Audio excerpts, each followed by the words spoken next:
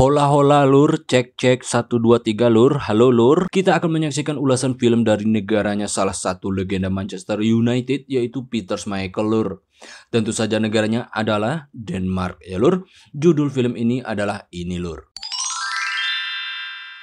Film ini dirilis tahun 2012 oleh rumah produksi film Denmark sendiri yaitu Zentropa Entertain, dibintangi aktor ternama Denmark Lars Mikkelsen yang pernah bermain di salah satu serial TV-nya Netflix yang paling sukses yaitu House of Cards lur. Dan film ini mendapat rating 5,4 dari IMDb. Disutradarai oleh sutradara muda dan cantik jelita Catherine Whitman, yang mana mbak kita ini menjadi nomine New Directors Competition di ajang Chicago International Film Festival tahun 2012 lewat filmnya ini ya lur. Nah gimana lur, sudah siap? Monggo lur, bekicotkan. Bekicot. Og bilen. Vi skal huske bilen. Jamen, jeg har givet kørekort, Carsten. Vi må rende bilen.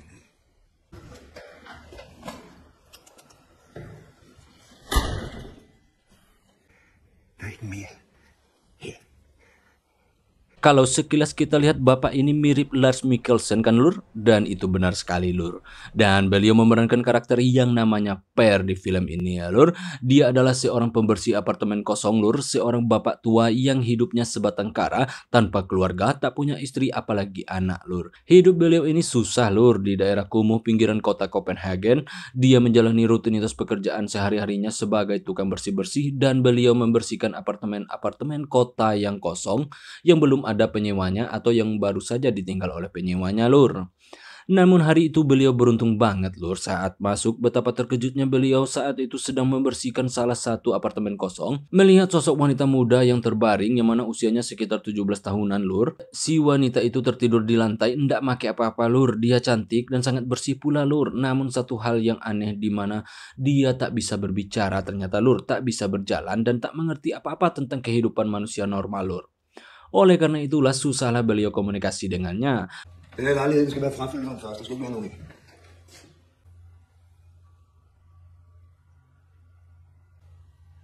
Where money?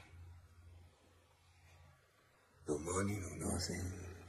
Padahal Per ingin mencari tahu siapa bapak ibunya lur, dari mana dia, siapa yang bawa dia. Namun karena dia nggak bisa bicara, ya susah lah lur. Kita panggil aja cewek ini namanya Julie ya lur, diperankan oleh Julie Zuckerberg ya lur. Melihat sosok wanita misterius dalam keadaan seperti itu, Ane berharap bapak ini mengeluarkan aura sosok kebapakannya ya lur. Toh itu kan cewek kan masih muda lur, dan ndak tahu apa-apa, ndak punya ortu kan kasihan lur.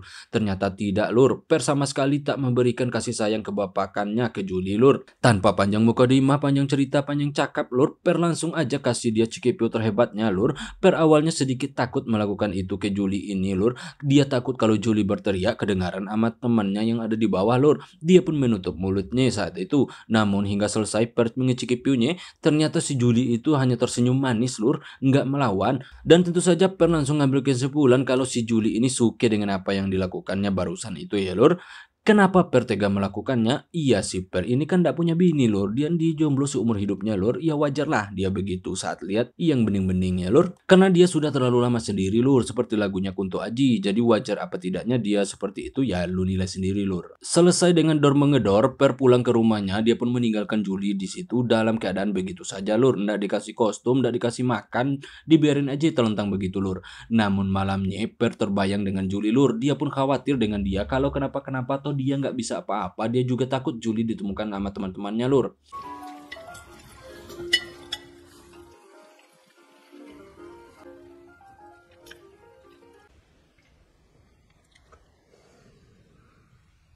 Si Per sampai nggak bisa tidur memikirkan itu semuanya lur.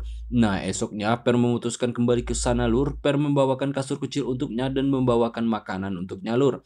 Nah mengejutkan lagi bagi si Per dimana Julie ternyata nyuap nasi aja nggak bisa lur. Kan dia udah gede. Bingung lah si Per ini lur. Gimana sih mbak ini pikirnya lur. Makan nggak bisa, jadi gimana dia bisa segede ini? Dan pasti ada yang naruh dia di sini. Dan takutlah si Per ini lur. Esok harinya Per membawa salah satu temannya yang bernama Viborg untuk melihat si Julie ini lur. Åh, for satan! Fjernsyn. Vi er jo munden klædt sammen med parkeringsvagten. Namun Per sudah memberikannya pakaian yang layak seperti orang normal ya lur. Julie pun terlihat tersenyum manis ke Vibok lur. Jadi yang bisa dilakukan oleh si Julie ini hanyalah tersenyum lur. Dan sepanjang hari yang dilakukannya adalah hanya tersenyum lur. Nggak ada yang lain lur. Vibok pun takut dan cemas melihat Julie itu lur. Apalagi setelah mendengar cerita dari Per, dia pun menyarankan Per memanggil dinas sosial lur untuk membawanya. Nah, bahkan si Vibok ini sempat berpikir kalau Julie ini setan yang nyamar jadi manusia lur. Dan Per nggak percaya, malah dia tersinggung dengan Vibok temannya itu ya lur. Når de pinser. Der er andet mærkeligt ved det her. Det er ikke naturligt. Det er bare ikke en slags piger, vi plejer at få. Så skal jeg også bare vide, hvis det er. Ja, prøv mand, så pis dog af med dig. Altså, jeg lukker dig for, at det er unormalt det der. Dan Vibok juga nyaranin melaporkannya ke polisi lur. Dan Per bersikeras tidak mau lur. Dia ingin mengurus si Julie katanya lur. Dia akan jadikan Julie itu seperti anaknya sendiri. Padahal kagak lur. Si Per udah nyicip sekali makanya dia nggak mau ya lur. Kan sayang pikirnya lur. Dia pun meyakinkan si Vibok yang merupakan teman seperjuangannya lur. Namun Vibok bersikeras dengan pendapatnya karena semua orang tahu akan sifatnya si Per yang sedikit temperamen dan sangat kejam. Kalau dia tersinggung lur, bisa selesai nanti Julie di tangannya. Tak lupa Per mengingatkan Vibok bahwa dia percaya dengan Vibok, jadi jangan beritahu orang-orang tentang hal ini. Kalau enggak, Vibok tak dikelitik-kelitik katanya lur. Dan Per pun akhirnya membawa Julie itu pulang ke rumahnya lur. Di sini akhirnya Per pun memberi nama untuk Julie tersebut lur. Dia memanggilnya dengan nama Pigeon lur. Jadi karena Per udah ngasih namanya Pigeon, maka nama Julie kita delete aja lur. Panggil dia Pigeon sekarang ya lur. Nah, ketika di rumah Per bukannya menjadikan Pigeon itu bak anak si mata wayangnya lur. Malah dia menjadikan Pigeon ini bak bojo yang baru diijab kabulkannya ya lur. Dia ngecikipiu dia kapanpun dia mau lur. Dan si Pigeon malah selalu tersenyum saat dicikipiu. Artinya tentu saja Pigeon cuka banget lur. Beberapa hari kemudian Vibok kembali datang menemui Per di rumahnya lur. Dia melihat si Pigeon ada di rumah Per. Dia pun mencoba menyapanya dan dia kembali tersenyum melihat Vibok lur. Berulang kali dia menyapa namun yang didapatkannya hanyalah sebuah senyuman dari Pigeon lur. Vibok pun kembali berpikir aneh-aneh bahwa Pigeon ini bukanlah manusia. Kalau bukan setan mungkin dia dari Uranus, Neptunus, Jupiter ataupun Merkurius lur. Nah, Vibok kembali menyarankan Per untuk membawa Pigeon ini ke pemilik apartemen agar mereka mencarikan siapa nyokap bokap si Pigeon ini lur. De forstod ingenting, lægerne. Ja, så tillykke. Altså, hvad fanden skal jeg sige? Og så gennemgik vi så elevatoren. Så sagde jeg til dem, at der var et eller andet med knæet. Må jeg se hende igen? Hvad du mener, du må knæbe hende igen? Må jeg se hende? Altså, hun skal jo vaske sig og have børstet hår. Du skal sørge for hende. Karena si Per ini mikir kalau kepolisian tahu atau dinas sosial nantinya bisa saja dia dituduh menculik lur. Akhirnya dia menuruti anjuran Vibok, dia pun membawanya pada esok hari ke rumah si pemilik apartemen lur. Dan menceritakan semua kronologinya dari awal. Dan mendengar itulah mereka sedikit bingung mendengar cerita Per lur. Mereka bahkan sempat berpikir Per ini mengada-ada.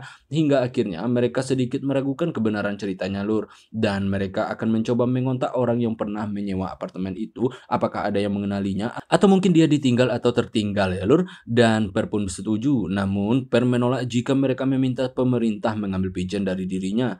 Jika orang tuanya yang mengambil dari Per, maka Per ikhlas akan memberikannya lur. Tapi tidak dari polisi atau dinas sosial. Tekan si Per lur. Og spisebordet. Spisebordet og stolene, det hører sammen. Man kan ikke skille det ud om. Hvad vil du have? Nej, det skulle lige meget, ja. Hvis du tager spisebordet, så kan far vel godt få nogen beholde på sofaen. Det er fint. Jeg kan ikke det her. Karena nggak mendapat jawaban dari pemilik apartemen, akhirnya Per pun kembali membawa Pigeon pulang ke rumahnya lagi lur. Nah, sesampainya di rumah, Per dan Pigeon pun kembali melakukan aktivitas rutin mereka selama ini lur, yaitu senam sehat rohani jasmani ya lur. Dan Pigeon selalu tersenyum manis ke Per ketika senam sehat itu dilakukan lur. Per secara perlahan mulai mencoba mengajarkan Pigeon cara hidup seperti manusia normal lur. Dia mengajarkan Pigeon berjalan, mengenali nama-nama benda, memakai baju, makan sendiri, minum, dan lain-lainnya ya lur. Satu persatu dari itu pun Pigeon sudah sedikit bisa melakukannya lur. Namun untuk berbicara Pigeon memang agak susah untuk diajarkan lur, karena dia kan udah gede. So susah untuk menerapkan itu ya lur. Si Per benar-benar menyimpan rapat-rapat sosok si Pigeon ini dari orang-orang luar lur yang tidak dikenalinya. Dia hanya memperlihatkan Pigeon ke orang-orang yang dipercayainya doang. Bahkan adiknya sendiri yang datang ke rumah saat itu, Per langsung menyembunyikan si Pigeon. Sampai detik ini si Pigeon masih aman bersama Per ya lur. Nggak ada yang tahu lur. Skal du drikke en kaffe? Jeg skal bare ud. Og gå og vente på, du ringer. Ringer op, ja. Ringer.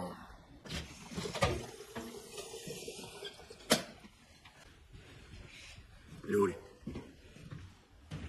Hari-hari pun berganti lur, perkembangan Pigeon mulai tak tentu arah karena Per terlalu sering ngecikipeu dia lur. So perkembangannya malah ke arah cikipeu lur, dia semakin hebat dalam bercikipeu. Dan padahal harapan Per kan Pigeon bisa melakukan aktivitas wanita normal seperti memasak, mencuci seperti yang diajarkannya selama ini lur. Dan saking hebatnya lagi lur, dia mulai bisa minta cikipeu sama si Per lur. Dan dia ndak mau tahu apakah Per sedang mood atau tidak lur. Yang jelas ketika dia mau, Per harus on fire ya lur. Dan Per pun mulai keteteran lur. Karena Pigeon ini ndak tahu yang lainnya ya lur, dia hanya tahu itu doang lur. Inilah akibatnya kalau Pak Guru salah ngasih kurikulum lur, harusnya belok kanan malah belok kiri ya lur. Nah sementara itu satu persatu teman-teman Per mulai mengetahui bahwa Per menyimpan seseorang di rumahnya lur. Sudah barang tentu mereka itu tahu dari V-Board. Niat V-Board sih baik lur, dia nggak mau Per kenapa-kenapa nantinya. Dan V-Board teramat peduli sama Per. Makanya saat itu dia membawa teman-teman mereka ke rumah agar menasihati Per supaya nantinya Per tak bermasalah dengan hukum. Alangkah eloknya Per memberikan si Pigeon ke negara Aceh lur, biar diurus dengan layak ya lur. Vi skal snakke. Hvad så snak? Det er fuldstændig fantastisk, det her. Jeg tror godt, du kan huske John. Jamen, du tager det bare fra en ende af, John. Stille og roligt. Namun dibalik itu semua, semenjak Pigeon sudah menamatkan kurikulum tentang ilmu kasur mengasur lur, Per dan Pigeon mulai rutin setiap hari mempraktekkan ilmu itu lur. Per benar-benar sudah mulai kewalahan. Tentu saja yang pertama masalah faktor usia, di mana si Per ini udah seperti Vespa tua ya lur. Aman tarikan pertama, kendor di tarikan selanjutnya lur. Dan apalagi si Pigeon yang bisa diibaratkan seperti Yamaha NMAX ini, tentu saja dia oke banget lur. Susahlah Per ini dibuatnya ya lur. Nah, pada esok hari ketika Per sedang ngurusi Pigeon, dia mendengar sesuatu di ruang tamu.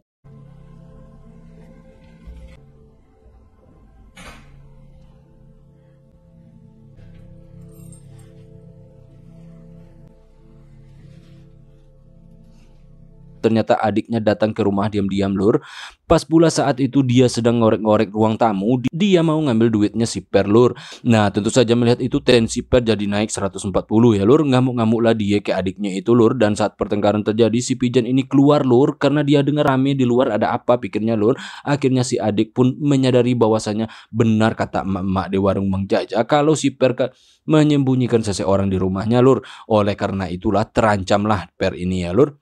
Apalagi masalah barusan ini akan membuat adiknya mengadukan Per ke polisi lur. Daripada dia yang diadukan Per duluan ke polisi karena mencuri, mending dia yang mengadukan kan lur. En skide junkie, der kommer her og stjæler, mens jeg vender ryggen til. En svag pisser!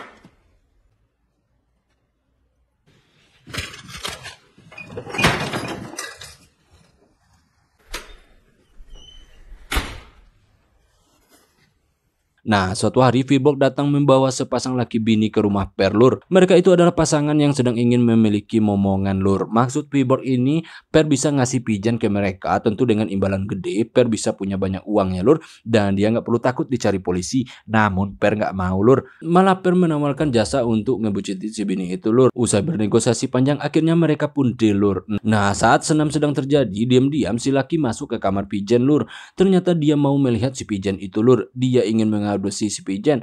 Per pun menghentikan senamnya itu lur, dan dia nggak mau melakukan kesepakatan mereka lagi. Per dengan emosi tingkat dewanya menyuruh pasangan itu pergi dari rumahnya. Sekalian juga si V-Board temannya itu ya lur.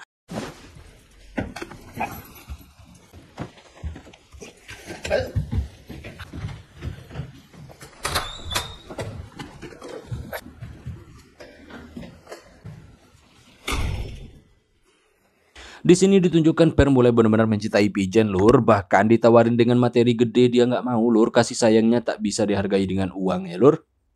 Perkembangan Pigeon dari hari ke hari mulai sedikit mengarah ke normal lur, di mana Pigeon sudah mulai bisa ke sana kemari dan Per mulai takut mungkin saja Pigeon keluar rumah sendirian ya lur, dan itu bahaya bagi dirinya lur. Dan Per mulai jarang bekerja dan dia pun mulai kehabisan uang, oleh karena itulah dia pun diusir dari apartemennya itu lur. Tentu saja harus meninggalkan apartemen yang ditinggalinya itu ya lur, dan parahnya lagi Per harus memberikan semua barang ke pemilik apartemen karena Per nggak bisa lagi membayar uang sewa lur. Oleh karena itulah Per nggak mungkin membawa si Pigeon ini bersamanya ya lur, dia nggak punya uang untuk menghidupi Pigeon.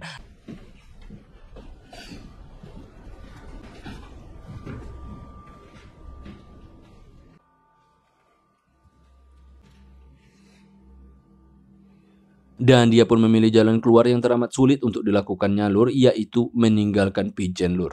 Akhirnya dia pun mengunci Pigeon di sebuah kamar di apartemen kosong. Dia menutup rapat-rapat Pigeon di dalam ruangan itu. Dia mengembalikan Pigeon ke dalam keadaan semula saat dia menemukannya dulu lur. Dengan apa yang sudah diajarinya ke Pigeon, dia berharap Pigeon bisa menemukan jalannya sendiri ya lur. Dan akhirnya Per pergi meninggalkan apartemen itu. Satu keyakinan si Per bahwa Pigeon yang dulu dalam keadaan lumpuh tidak bisa apa-apa bisa bertahan hidup sendiri. Apalagi sekarang sudah diajarinya berjalan, makan, dan memakai baju, pasti dia yakin Pigeon bisa bertahan lur. Film ini pun tamat lur. Film ini bisa dibilang di luar dugaan alur ceritanya lur, kalau kita melihat poster di film ini lur. Yang jelas film ini bermain dengan nuansa fantasi ya lur. Pigeon itu bukanlah sosok manusia dan dia itu seperti boneka ya lur.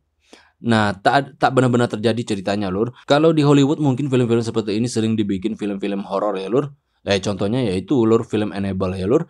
Tetapi di Denmark film ini malah dibuat film drama yang berjalan dengan sangat-sangat serius lur alurnya, tanpa komedi sama sekali seperti film lain yang semiliar dengan film ini ya lur. Nah, melihat Lars Mikkelsen dalam film ini, kalian pasti sependapat dengan gue lur bahwa aktingnya nggak usah kita ragukan lagi. Akting sebagai protagonis emang jago beliaunya lur. Dia benar-benar mampu menjadikan dirinya terlihat seperti orang susah yang keras kepala dan nggak bisa diatur, egois, dan ingin hidup dengan dunianya saja. Dia nggak peduli orang-orang di sekitarnya, dan dia melakukan karakter itu dengan baik-baik sekali lur. Gue juga salut dengan Julie Zagenberg lur. Sepanjang 88 menit film ini tak ada dialog yang sama sekali diucapkannya lur. Dia hanya diam dan tersenyum doang, dan dia melakukan itu semua dengan sangat sempurna lur. Dia pun cukup mampu menyampaikan pesan lewat karakter Pigeon bahwa dia bisu, dia tak tahu apa-apa, tetapi dia memiliki perasaan seperti yang lainnya ya lur. Dan dia benar-benar natural sekali melakukan aktingnya itu lur. Pigeon seperti terlahir dewasa, dan cerita film ini sama sekali tak memberikan sedikit celah kepada kita untuk mengetahui asal-usulnya, dan itu membuat cerita film ini menjadi menerawang lur. Yang bisa kita lakukan sebagai penonton hanyalah menghayal ya lur. Oke lur, saatnya gue ciao lur.